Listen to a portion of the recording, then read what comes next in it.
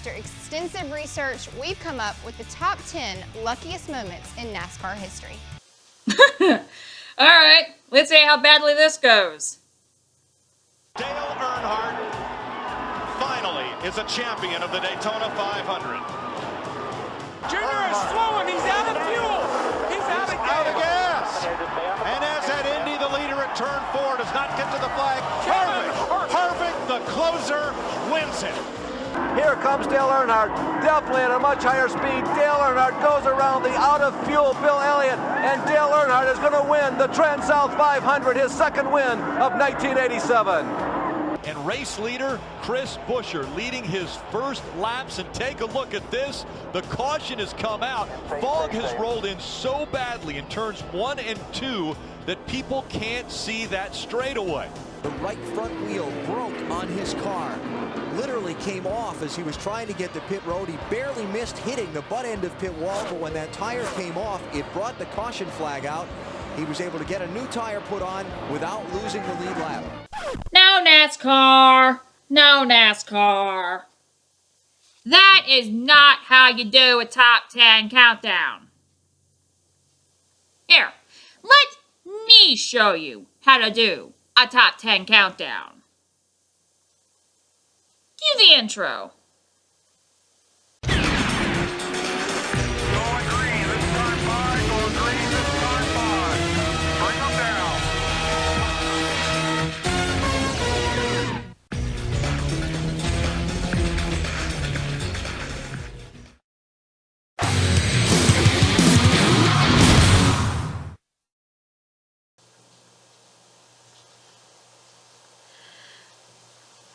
Okay, so right before St. Patrick's Day in 2019, the people who run NASCAR's YouTube channel decided they were going to try my signature series, the Top 10 Countdown. They did a countdown to what, in their minds, were the top 10 luckiest moments in NASCAR history. And boy, did they do bad. They did very bad. Very, very bad. Most of the moments were moments that they approved of. Now, they did have a couple of interesting ones in there that we would approve of. That isn't NASCAR bias at all, at least in my assumption. Because they did show Mark Martin's 2009 Michigan win in the Cup Series, the June race. And then, on the flip side, they also had David Green's 94 Bristol win in what's now known as the Xfinity Series. And that entire debacle, if you want to go through that race ending. But, I'm sorry, but when 40% of your video is Dale Earnhardt Sr. and you're doing it for that Earnhardt Sr. clout, that's not a countdown. So, people of NASCAR's YouTube channel, I am going to show you how to do a proper top 10 countdown. After all, in the NASCAR YouTube community, I am the originator of the top 10 countdown. So, what would a list on this really look like? Well, let's find out. This is Top 10 Countdown. The luckiest moments in NASCAR history.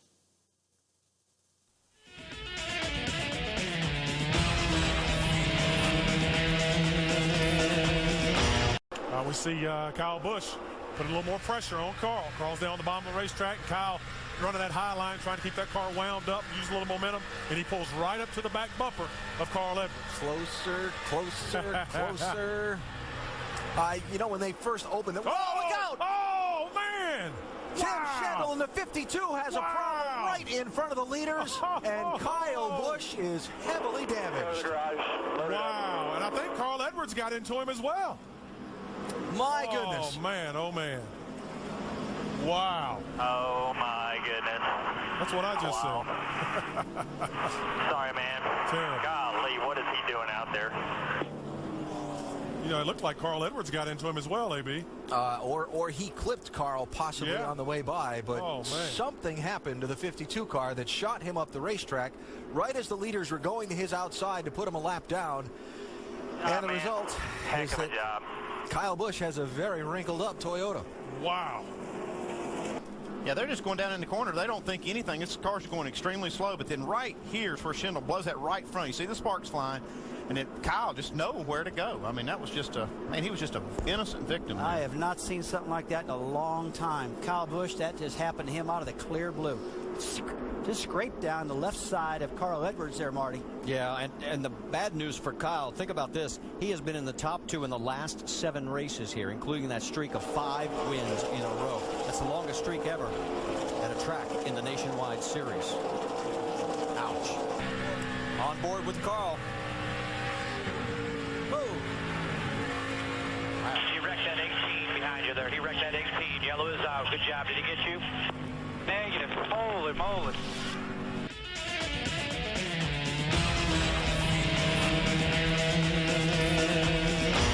Toyota Tundra on the hood of Mike Skinner. The name of this race, the Toyota Tundra 200. Here comes Todd Bodine. Early on. Contact. Bodine's going to move him out of the way, and Skinner drops to second. Todd Bodine takes over the top spot. Skinner came down for the block. Contact moves him up out of the way. Todd Bodine up front.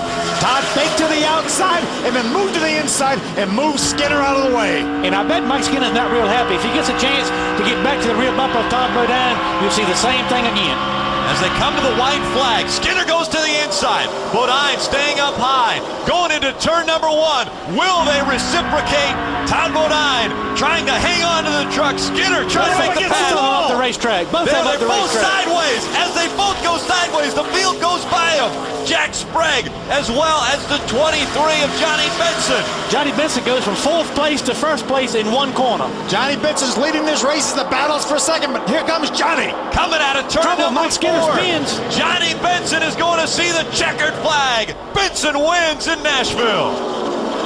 Talk about an upset of stunning proportions. We never talked about Johnny Benson being in the contention to win this race. He took advantage. There's Mike Hillman Jr. You can see the dejection on his face.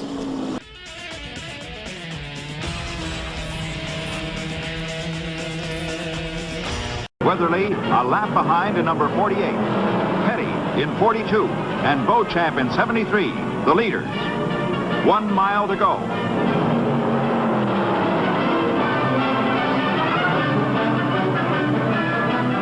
In the final stretch, Weatherly is high on the track, Lee Petty in the center, Beauchamp below him.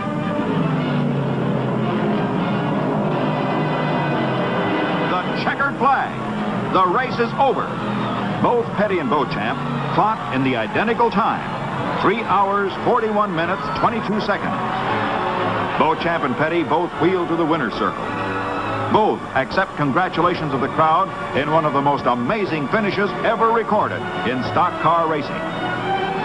The on-the-spot unofficial decision went to Johnny Beauchamp, pending examination of photos.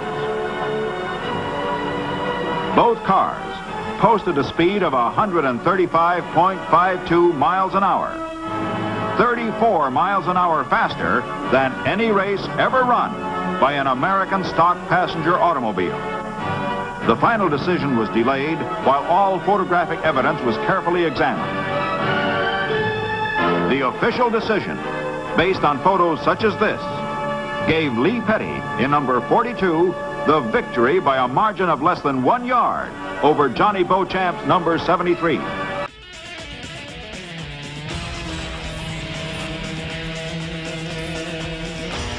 And slow on the track is the 4 of Kevin Harvick.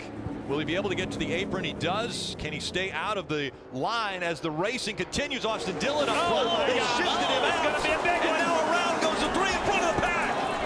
They're all collected. The 11 with damage, the 22 as well. Big right here. Smoke rolling out of the cars that even cleared this incident. Kurt, I think we just stay out until we know it's going green. I think we stay out until we know it's going green. 10-4, buddy. That's my call. I like it. Kurt Busch was one of those guys that was out on the racetrack leading the race, hoping that we would catch some weather and he would maybe declare the winner, but he has decided to come down pit road, get service.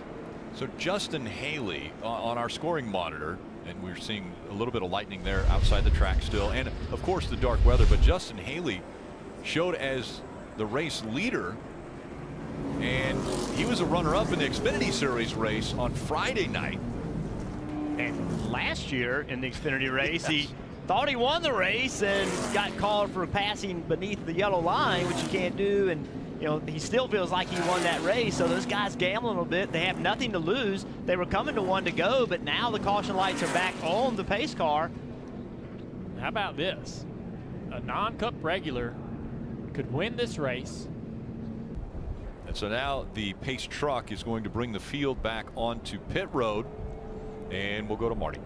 And Kurt Busch, Rick, is livid on the radio. Take a listen to what he had to say. Got the news of the century. Yep. Yep.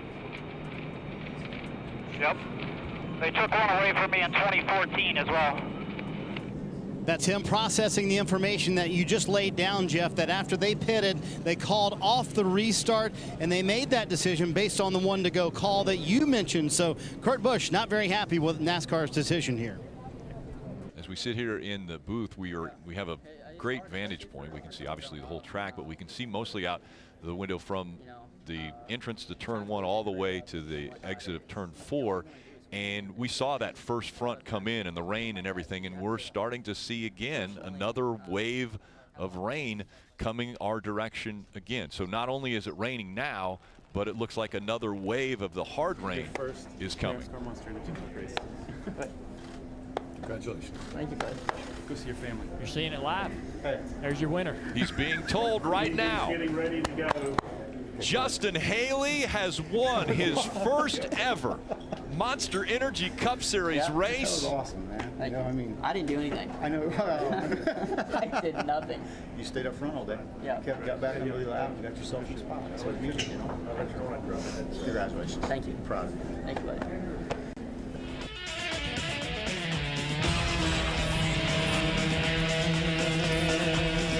Into the tri-oval. Petty has a look on the low side of Earnhardt, but lap traffic is there, and a bit of smoke out of one car. It looks like Bill Elliott's car. Elliott has gone up in smoke. The car goes toward the bottom of the racetrack, still smoking heavily, but he is in the throttle in turn 2. The whole world has just stood up back here off turn 2, and they're just pointing collectively at the number 9 car. Everybody goes by. Elliott's car still under power, but smoke showing from the rear. And coming down onto pit road, Bill Elliott, and every fan here is on their feet coming down the line. Earnhardt's going after Richard Petty for the lead, and he's going to do it on the outside again. They race door to door back into turn number 1, and the crowd is watching that battle. Ned Jarrett's on pit road as Bill Elliott pulls the Thunderbird in there. Jerry Punch is in that area. They're still talking about it, Barney. Ernie Elliott, they were beneath the hood. They went to tie something down. Apparently power steering leak on the car. We're trying to confirm that with Ernie Elliott, who's still on the radio with Bill. The car, meanwhile, is back on the speedway. We caught up with Ernie Elliott standing on the pit wall with us. Ernie, what was the problem with the car? It was nothing but the scavenge line on the oil pump. It's not that bad, you know. We just need to get a break and get caught up. Well, they said it vibrated loose and was blowing a little oil on the engine. That was the smoke we saw. They have tightened it down. He should be okay. Bill Elliott comes down and will win the Winston 500, but they are still door-to-door for second spot. Cale Yarborough and Kyle Petty, the 2 Ford Thunderbirds, ride door-to-door as they come to the line. Who is it going to be? It will be Kyle Petty by what? 6 inches, no more than that, finishing second as they sweep back into turn 1 as Bill Elliott wins here at Talladega. And we'll be going to Victory Lane to chat with him, and what a payday he will have picking up the race here this afternoon, overcoming almost 2 laps down early this afternoon and coming back to win. Now let's clarify that situation as far as the 100,000. He is guaranteed to get that. He is the only man now that can win the $1 million because the others are all shut out by Bill Elliott because he's won 2 of the first 4 of those races. And while we wait for Bill to get out of his car, let's go quickly to Jerry Punch. Heavy-duty smoke coming out. Looked like from Bodine that time, but that definitely looked like tires. But boy, here's the contest up front for the front position in the 36th Annual Southern 500. Yarborough trying to play the rabbit. Bill Elliott playing the hound. He's got $1 million up for grabs, and one guy from nearby Sardis. And oh no! An engine. It looks like it's gone away on Cale Yarborough. And look at Elliott go down on the apron trying to get around. Bill Elliott with some very anxious moments. Fortunately for him, the entire field behind him senses the situation and let him go. Bill Elliott once again averts disaster by mere inches and just fractions of a second. And some heads-up driving. Listen to the crowd. Harry, what was the smoke for? Well, he just blew a power steering hose, and they had to plug the thing off. So virtually Cale's driving, against the pump right now, and I don't know whether he can drive the car to be competitive or not. But the car itself is running okay, just without power steering. The car's running fine. It's just that he doesn't have any power steering. Bill Elliott is racing into the record books. Bill Elliott is going toward immortality. Bill Elliott gets the checkered flag. Bill Elliott has won an additional $1 million in 1985.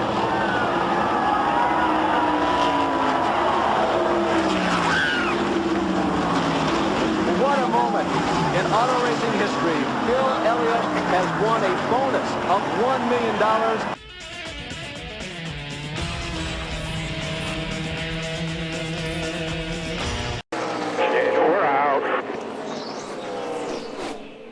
Eric Jones saying we're out of fuel. Try to get back here if you can. That's a pretty bad spot to run out. Well, we talked about that. That's a long way to coast. But that's his teammate out front. 3 laps difference. Could Kyle possibly be that much better on fuel? That's a stretch. To be 3 laps difference on fuel. I mean, different driving styles, but 3 laps. Yeah, but he's been out there breaking the wind, leading the race, running the fastest laps. All you can for these last 3. All you can. So they're telling Kyle, hey, look, you're in trouble. You need to save a lot here. His lap times have fluctuated from the 43 to the 44-second line. But the good news we might get is, a yellow with the 20 car here if he doesn't make it back. The good news is, though, because Eric Jones ran out of fuel, the advantage for Kyle Busch is like 8 seconds now over second place Daniel Suarez. Is so Kyle he out can really save. 2 to go. Kyle into turn 1, and he appears to be off the pace. He's either out of gas or he's saving a lot of fuel. He just really. But Suarez, he's only 3.5 seconds back. Up to now, coming back white. Got the report. He's just saving fuel. And the 20 car of Eric Jones made it to pit road. We're getting too far back where you can't build up his momentum. Free, I said momentum. All the jabs you can pull down the straight. Mid corner, white flag here. White flag, off 4. Here comes Suarez, guys. White flag is out. 1 to go. Brought to you by Credit One Bank. And that's a big one for Kyle Busch because he knows we're not going to get the caution. He blows a tire. Coming back to the checkers. Here comes Daniel Suarez down on the inside. Drama. Does Daniel have enough gas? California. Suarez now in position for his first career victory. If he's not out of gas, Austin Dillon's running third, 5 seconds back. Does he have enough gas? Suarez on the apron. Here comes Dillon off of turn 2. Look at Suarez working Kyle's the wheel. going to try to make it with a flat tire. Can he do it? Busch back in front of him. This is outstanding on the final lap. And Austin Dillon is into 3. Austin Dillon's coming fast. He's going to get the lead. Here comes Austin Dillon. Where does he stand on fuel? He goes to the outside. Dillon outside of Kyle Busch into the wall. There's contact. Back to the checkered flag. Unbelievable. Austin Dillon wins it. Wow, what a race. Who needs March Madness? This is California Auto Club Speedway Madness, and it doesn't get any better than this. Daniel Suarez could taste the win. I'd rather be lucky than good any day. Hell of a job, boys. That's all you right there, Austin Dillon.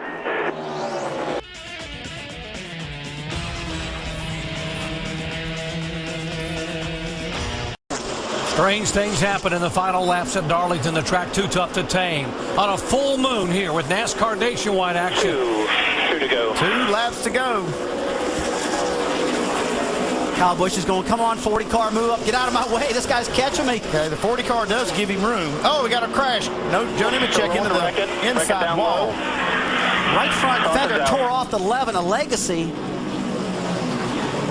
You called it, Doc. Crazy things happen at the end of this thing. And this will give us a green-white checkered, so that means we will have the 16 right on the bumper of the 18. Let's check in with the leaders, crew chiefs down in the 16 pit. Jamie. Well, Doc, Eddie Pardue is getting word right now. He's hearing there's a right front flat on Kyle Busch. Is that what you guys are seeing? They definitely got Matt's talking to me right now, but the City Financial is pretty good, but 18's got a right rear flat, so we're looking good here, so it'll be fun. The right rear, we're going to have to watch and find out what happens with the 18. The car's all good. We're going to wait and see what happens on this restart, Doc, and follow up with the 18. And guys, that right rear tire is down on Kyle Busch. And boy, what he's got to do now, Jerry, this is really key. The 16 car, Matt Kenseth, know that right rear's down. He knows he'll probably spin. Which way is he going to go, high or low? Well, Radcliffe's seen this also. He sees this there. He knows they got a flat tire. The only thing they can do right now is come down pit road. He's got to pit it. You're exactly right. They got to look at the big picture. They're trying to win a championship as well. They've come in here. If he tries to restart this race, he is going to crash that race car. And there are 18 cars on the lead lap. They got no choice. You're right, Andy. We see Kyle Busch get pretty upset if something goes wrong while he's leading late in the race. I got a feeling this guy is going to be he's not going to be happy about it. Really mad, I'll tell you. Nothing he can do about it. No pit crew problems, nothing. It's just racing. And you can see in Jason Ratcliffe's eyes, Jason is from Sumter, South Carolina. He wanted to win here at the home racetrack in front of all the fans and friends he grew up with. And now his driver is headed for pit road. Everybody wants to win at Darlington. Just a tough break for Kyle. Had a dominant night going. Boy, the fans are going crazy here when Kyle Busch came down pit road. All right, here we go. Pace car pulling away. Leffler is hungry behind him in that Toyota.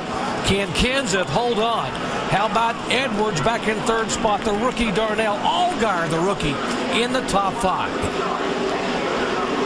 Kenseth bring him down extremely slow. See him trying to stack up behind. Fans on their feet here at Darlington, South Carolina. They love the NASCAR racing here. Got a car in the wall. Behind you, trouble behind you. Yellow's out. Yellow's out. Yellow, that'll do it. That is Matt Kenseth. Morgan Shepherd in the wall, and this race will be considered official.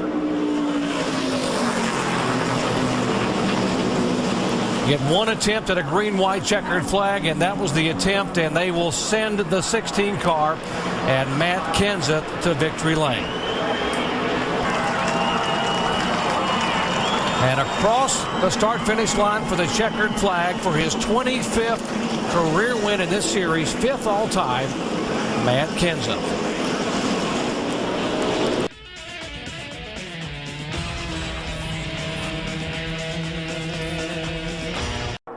Half a lap to go.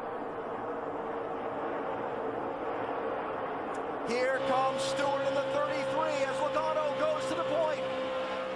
3 wide in turn 4. A squeeze to the outside wall. Trouble in the corner. Hard, vicious crash. Who gets through to win the race? Caution flag has just been called. The race leader is James Busher in the 30 car. Unbelievable. A heavy, heavy crash in the final corner of the race. I really believe Logano pulls up in front to block Tony Stewart here. Let's see if that is what happened, or if it's Trevor Bayne. Now there's Logano. See, yeah, Kurt Busch was actually blocking and moved them up. Hard hit by Kyle Busch, head on into the wall. And here comes Busher through the bottom. Yeah, I think maybe Brad Keselowski's going to finish second and Elliott Sadler third.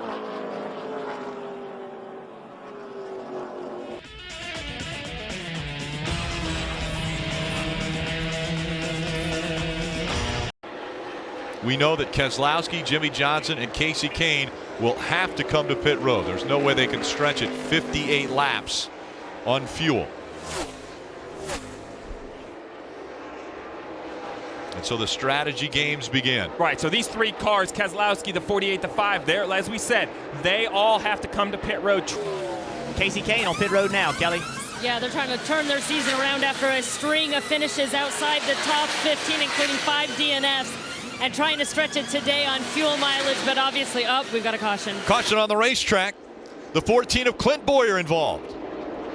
Hold the brake. Also the 41 of Kurt Busch. Hard damage to the front of that car. Got one coming outside. And he's up against the wall. It'll be difficult for him to climb out if he can't get that car away from the wall.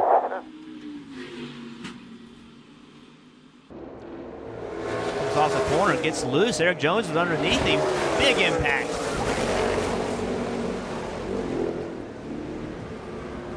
It was around the 14th position.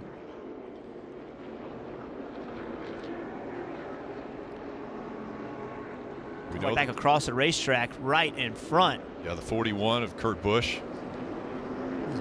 Remember, we saw Casey Kane hit pit road, and then the caution came out immediately. He stayed in the lead lap. So if everybody in front of him believes tires are more important than track position, Casey Kane could come out and be in the best position to win this race. He pitted on lap 149. Yeah, 149. Matt Kenseth on 132. So there's a lot of people between Matt Kenseth and Kasey Kahne. But if enough of those people pit, Kasey Kahne could be in the catbird seat. Kasey Kahne has 17 Cup wins. He knows how to win these races. He hasn't won in a long time. Resort back in your brain to when you were winning these races. Wreck it. Oh, into the wall. Right in the front stretch. The 42 of Kyle Larson into the wall, and a caution comes out. A lot of smoke out of Jimmy Johnson's car. 48, smoke rolling out from underneath the car. He's still up to speed. Brad Keselowski with a great restart. He's on the outside of the 5. The 5 wiggles. Up the racetrack he goes, but he stays straight. Side by side again through 2. Keselowski strong. Jimmy said it was blowing up, Rick. Keselowski makes the pass. He's in front of the 5, but not completely cleared it. Here comes the 48 to the inside. The 48 still smoking. 3 wide for the lead as they enter turn 3. Brad Keselowski on the outside. Around goes the 48. The 48 blows up and into the wall it goes. The caution comes out again.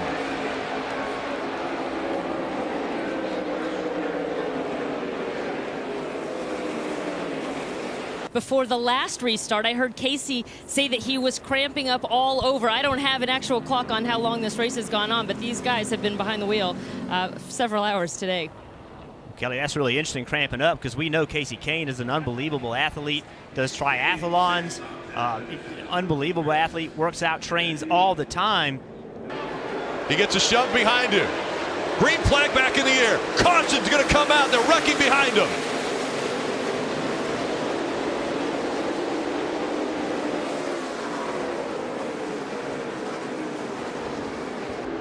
Green flag back in the air. Overtime, sponsored by Credit One Bank, is underway. Great restart for the 5 of Kasey Kahne. Can he hold it on the bottom of the track? Kahne gets by him. Smoke rolling out behind the 11.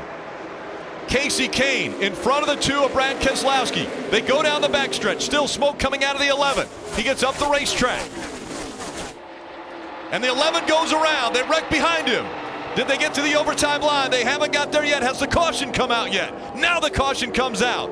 The question will be, did the caution come out after he crossed the overtime line? And we take a look at the overtime line. Kasey Kahne was there before the caution came out. Kasey Kahne will win the Brickyard 400. On a great restart. Not a good restart, a great restart. I'm exhausted. I'm drained. I don't have any fluids in me, but unbelievable win. The team just kept working. Great pit stops. Thanks to everybody at Hendrick Motorsports, Harmon's Insurance, Great Clips, Chevrolet has been huge to us, and yeah, to win at Indy is unbelievable. I wish my son Tanner was here. I got to ask you about that final restart. Jeff Burton called it not a good restart, a great restart. How did you pull off the pass on Brad Keselowski? The one before just didn't work. Everything went wrong. Final one, everything went right. And once I got to turn 1, I had good power and was able to clear him off 1. I'm exhausted, but yeah, it's pretty crazy. I wish my little boy was here. I'd make it all. What's the emotion, Kasey, with all the talk going on about your career? What's the emotion when you finally get back to victory lane like this? It just feels good to win. You know, it feels good to, you know, everybody, these people that work so hard, it feels good to get them in victory lane and show that we can do it if things go our way. You can tell he's exhausted and cramping up. He had mentioned the cramping earlier. He needed some fluids, so no fluids in him, but obviously this is going to be a big celebration for Kasey Kahne. Kasey Kahne's going to take some drinks. We've seen this so many times. The driver at the end of a race at Indianapolis sits down next to his car because he's so exhausted, so completely drained. It's been a long day. It was a warm day. Keith Rodden there helping him out, the winning crew chief. What a day it's been.